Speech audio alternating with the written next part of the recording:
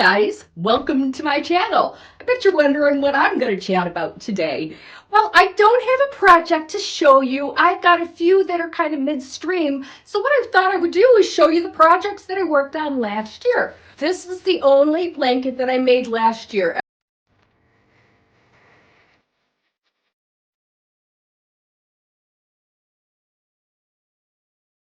Everything else that I made was ponchos and shawls and whatnot. But this was my ombre blanket that I did, and it turned out absolutely beautiful. Look at that. Look at that. This one makes me be a really proud crocheter. I think it turned out beautiful. Look at those colors. And I do have a video on this, and I'll put a link in the description in case you're curious how I made this. So that's my first one. All right, this one here is a shawl that I did. This, actually, I did this a few years ago. This was gifted yarn. My daughter Shane would occasionally buy me yarn for Christmas. And that's what this one is. This one is just a rectangular shawl here. There we go. I think it's really pretty. Get a close up on those colors. It's got like blue and kind of brown undertones to it. Really pretty combination. Really simple stitch pattern. This is a shell and V. The shell and V. I do this a lot. It's very nice. Anyway, this one here is one of my more recent projects. This is my asymmetrical shawl here. This one here also has a video, which I'll link in the description. But this one turned out really, really nice. Tippy toe, tippy toe. It's really thick. It's a heavyweight yarn. It's really nice when you're going in and out of stores because it'll keep you warm enough. You still have your arms free. You're not going to be. All right. This is one of my favorite. I'm walking too close to the camera. This is one of my favorite ones here. This is a triangle shawl. And as you're seeing with my patterns, I really love, you know, a soft variegation or soft, not even. I like to see a lot of colors blended in my fabrics. This is, if you know double crochets and triples, very easy because they're just straight lined up. Show you this one. If I trip on these, you'll see it. This is another shawl.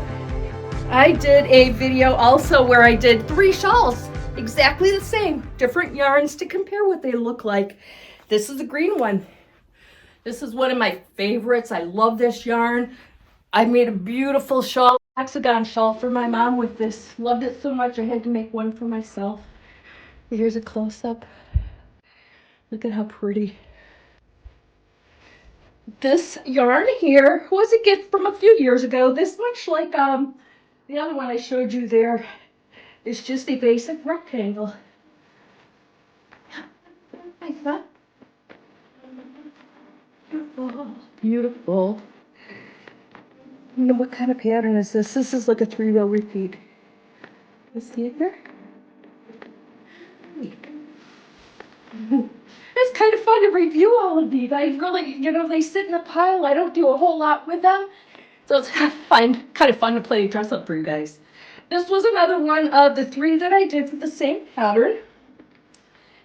This is the pink one here. And it's pretty little tassels. Tassels and everything. There's the fabric. These are very large shawls, which I like. I like them to be big and long.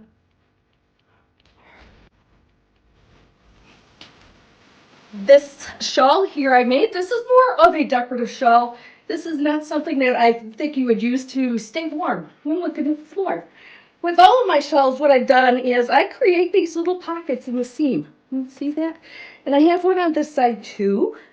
And that way, it gives you a little bit of closure. So this one is like a really nice one for dressing up a little bit.